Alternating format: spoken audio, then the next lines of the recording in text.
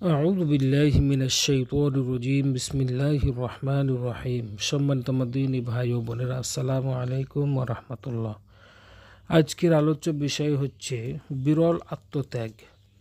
একদিন সৈয়দুল আম্বিয়া ওয়াল মুরসালিন খাতামুন নবিয়্যিন হুজুর পাক সাল্লাল্লাহু আলাইহি সাল্লাম ওনার পবিত্র দরবার শরীফে এক ব্যক্তি এসে হাজির হলেন এবং বললেন, ইয়া রাসূলুল্লাহ, ইয়া হাবিবাল্লাহ সাল্লাল্লাহু আলাইহি সাল্লাম, কিছুদিন পর আমার মেয়ের বিয়ে, কিন্তু আমি অনেক গরিব। মেয়েকে বিয়ে দেওয়ার মতো আমার কোনো সামর্থ্য নেই। দয়া করে আপনি আমাকে কিছু সাহায্য করবেন।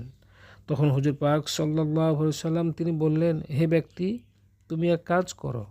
যিনি আমার জলিলুল কদর সাহাবী এবং ধনী ব্যক্তি হযরত উসমান জুন নুরাইন আলাইহিস সালাম, ওনার কাছে গিয়ে আমার কথা বলবে যে আমি তোমাকে পাঠিয়েছি, তিনি যেন তোমাকে সাহায্য করেন।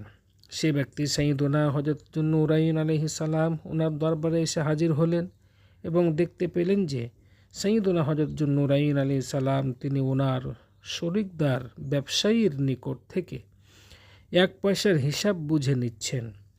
তখন সে ব্যক্তি মনে মনে চিন্তা করতে লাগলেন, যিনি 1 পয়সার হিসাব নিতে পারেন তিনি আমাকে কিভাবে তিনি সাহায্য করবেন।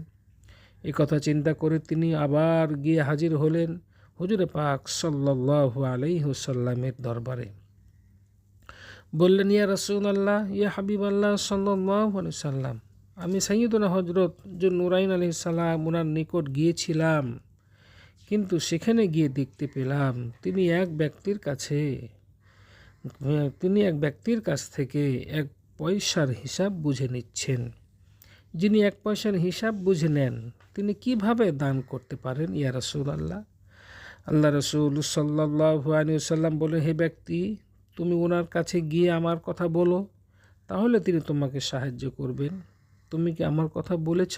তুমি তার কাছে কি গিয়েছ? না ইয়া রাসূলুল্লাহ, আমি যাই নাই।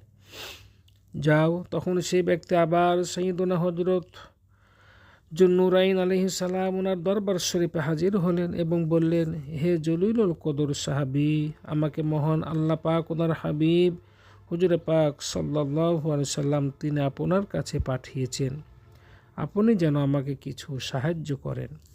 তখন সাইয়্যিদুনা হযরত নূরাইন আলাইহিস